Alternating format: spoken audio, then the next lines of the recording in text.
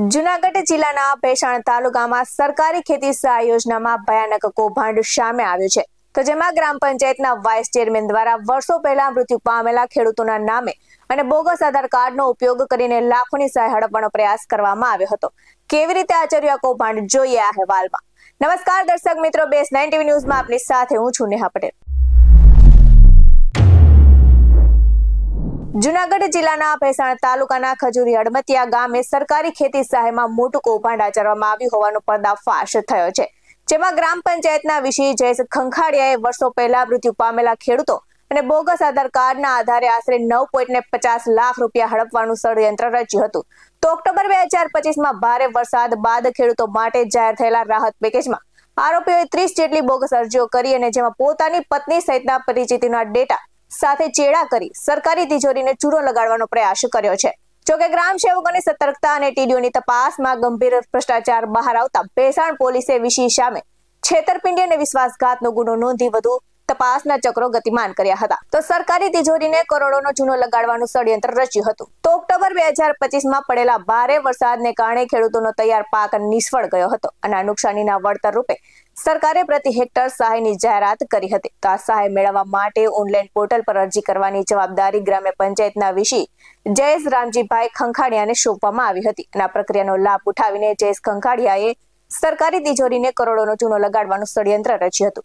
તો આ સાથે જ મૃતક ખેડૂતોના નામે બોગસ અરજીઓ કરી કૌભાંડ આચર્યું અને તાલુકા પંચાયત કચેરીના ગ્રામ સેવક કેયુર કુમાર પ્રવીણભાઈ કથિરિયા દ્વારા કરવામાં આવેલી ચકાસણીમાં ચોંકાવનારા રિપોર્ટો બહાર આવ્યા અને તપાસ દરમિયાન કુલ 30 જેટલી અરજીઓમાં ગંભીર વિગતો સામે આવી અને જે ખેડૂતો વર્ષો પહેલા મૃત્યુ પામ્યા હતા તેમના નામે પણ સહાયના ફોર્મો ભરી દેવામાં આવ્યા હતા. એટલું જ નહીં, આ ફોર્મમાં મૃતકોના બદલે અન્ય વ્યક્તિઓના અંગૂઠાના નિશાન અને ખોટી સહીઓ કરી અને તેને સાચા દસ્તાવેજો તરીકે રજૂ કરવામાં આવ્યા હતા. તો કૌભાંડ આચરવામાં વીસીએ ટેકનોલોજીનો દુરુપયોગ કર્યો હતો અને સરકારી પોર્ટલ પર ડેટા એન્ટ્રી કરતી વખતે તેણે અસલી ખાતેદારોના આધાર કાર્ડના બદલે પોતાના પરિવારના સભ્યો, મિત્રો અથવા તો પરિચિતોના આધાર કાર્ડ નંબર એડિટ કરીને નાખ્યા હતા. તો તપાસમાં ખુલ્યું છે કે આરોપીએ અરજીમાં પોતાની પત્ની સપનાબેન ખંખાડિયાના નામનું આધાર કાર્ડ પણ જોડી દીધું હતું. તો આમાં કુલ 30 જેટલી અરજીઓમાં 9,49,370 રૂપિયા હડપવાની કોશિશ કરવામાં આવી છે. તો આ સાથે જ તાલુકા વિકાસ અધિકારી શું કહી રહ્યા છે, સાંભળીએ. સરકાર દ્વારા જે કૃષિ રાહત પેકેજ 2025માં જાહેર કર્યું તેમાં તમામ લોકોને વીસી મારફતે અરજી કરવાનું સૂચના આપવામાં આવેલી હતી. ખજૂરી હડમતિયા ગામે જે વીસીની જે ગેરરીતિ બાબતે સામે આવેલ છે એમાં ખજૂરી હડમતિયા ગામના જે લોકો અવસાન પામેલા હતા અથવા જેના 2 ખાતા હતા તેવી અરજીઓ અહીંયા અમારે વીસી દ્વારા અરજી કરવામાં આવેલ તે અમારા ગ્રામસેવક દ્વારા બલ્કની ચકાસણીની અંદર એને વિસંગતતા જણાયા આવતા એ તમામ અરજીઓ ગ્રામસેવક કક્ષાએથી નામંજૂર એટલે કે રિજેક્ટ કરવામાં આવી હતી અને એ રિજેક્ટની વિગતો ઉપલી કક્ષાએ મોકલતા ત્યાંથી તપાસ નિમણૂક કરવામાં આવી અને તપાસની બાદ એ તમામ અહેવાલ જોતા આ જે અરજીઓ છે, જે મૃત માણસો છે, અવસાન પામેલા છે અથવા 2 ખાતેદાર છે એવા તમામની અરજીમાં વિસંગતતામાં જવાબદાર વીસી ઠરેલ હોય, જેથી વીસી ઉપર પોલીસ ફરિયાદ કરી અને આગળની કાયદેસરની કાર્યવાહી કરવામાં આવેલ છે. તેમજ ગ્રામ પંચાયતને પણ આ વીસી ઉપર તેમની રીતે જે ખાતાકીય અને વહીવટી પ્રક્રિયા કરવાની હોય એની સૂચના આપેલી છે. તેમજ ખજૂરી હડમતિયામાં કે ભેસાણની અંદર જે કાયદેસરના લાભાર્થીઓ છે એમાંથી એક પણ લાભાર્થીઓ બાકી નથી અને તેની અરજી કે ખજૂરી હડમતિયામાં પણ કે બીજા કોઈ પણની અરજી એવી બાકી નથી કે જે લાભ આપવા પાત્ર હોય એવી. આ ફક્ત અરજીઓ જે હતી એ અવસાન પામેલા અને જે 2 ખાતેદાર હતા એની અંદર જ વિસંગતતા થયેલી હતી અને જે અત્રેથી જ રિજેક્ટ કરવામાં આવેલી છે.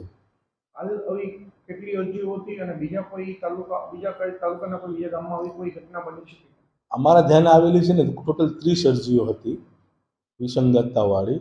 એ 30 અરજી અમે અહીંથી જ ગ્રામ સેવક કક્ષાએથી જ રિજેક્ટ કરી નાખી હતી અને ભેસાણ તાલુકાની અંદર કોઈ પણ એવી અરજી બીજી જે ગ્રામ સેવકો એપ્રુવલ આપે છે એવી એક પણ અરજી એવી નથી કે જેમાં વિસંગત ધ્યાને આવેલી હોય. તો તો વધુ વિગતે ભેસાણ તાલુકામાં ગેરરીતિની ગંધ આવતા જ તાલુકા વિકાસ અધિકારી અને જિલ્લા ખેતીવાડી અધિકારી દ્વારા ખાસ તપાસ ટીમની નિમણૂક થઈ છે અને ટીમે ગામમાં રૂબરૂ ચકાસણી કરી છે. તો 20 અરજદારોના નિવેદનો લીધા હતા અને જેમાં અનેક ખેડૂતોએ કહ્યું છે કે તેમને ક્યારેય અરજી કરી નથી.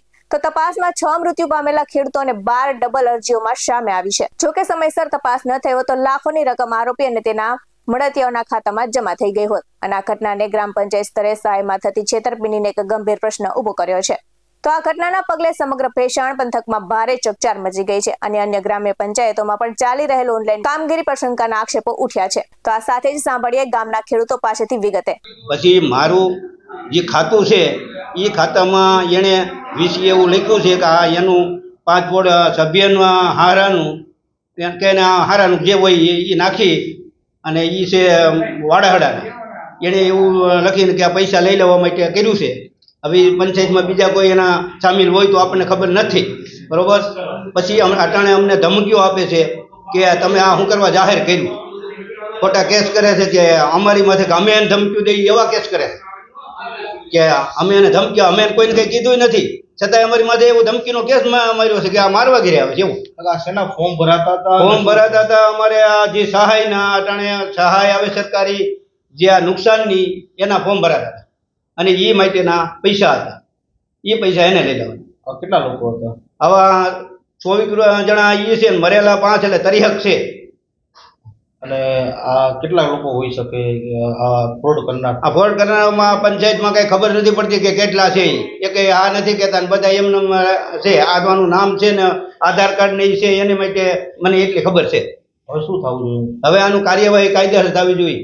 જે અમારા ગામમાં 30-20 વિગતવાળા ફોર્મ ભરાણા હતા એમની જાણ ટીડીઓ મારફત અમને ગામ લોકોને કરેલી અને અમે એને જાગૃત કરીને કીધું કે સરકારી નાણાંનો દુરુપયોગ આમાં થાય છે અને આ સહાય તમને મળવા પાત્ર છે નહીં. તમને એકવાર તો ઓલરેડી સહાય તમારું ફોર્મ ભરાઈ ગયું છે અને આવા વિસંગતતાવાળા 30 ફોર્મ ભરાણા. જે લોકોએ આ ફોર્મ ભર્યા હતા પછી એમને જાણ થઈ તપાસમાં કે આમાં તપાસ થશે અને અમારી ઉપર આમ થશે એટલે એને જાણ ટીડીઓ દ્વારા થઈ અને કીધું. પછી ઉલટાનું એણે અમારા ઉપર એવું પ્રેશર ઊભું કર્યું કે જે લોકોએ આવા ફોર્મ ભર્યા હતા એ લોકોએ ભેગા મળી અને એક જણાને દવા પીવાની કોશિશ કરી અને હોસ્પિટલમાં દાખલ થઈ અને ઉલટાનું અમારા 11 જણા ઉપર અમને એવું દબાણ કરવામાં આવ્યું કે તમે અમને મરવા મજબૂર કરો છો. મૂળ આરોપી છે એવો એણે આવો સ્ટન્ટ કરેલો છે અને અમને ફસાવવા માંગે છે. કોણ છે મૂળ આરોપી? મૂળ આરોપી જે આ ફોર્મ ભર્યા એ ગ્રામ પંચાયતના સભ્ય અને વીસી ને એ બધા છે. હવે શું થવું જોઈએ? હવે આની ઉપર કાયદેસરની કડક કાર્યવાહી થવી જોઈએ. સરકારના નાણાંનો દુરુપયોગ થતો હોય તો સરકારે આમાં સંપૂર્ણ ધ્યાન આપવું જોઈએ. સરકારને પણ મારે એવું નિવેદન કરવું છે કે તમે એક દાખલો બેસાડો કે આવી રીતે તમારા નાણાંનો દુરુપયોગ ન થાય એવું તમે આમાં નિવેદન લઈ અને કડક સજા કરો. આ સાથે સાંભળીએ ખજૂરી અડમતિયાના સરપંચ પાસેથી.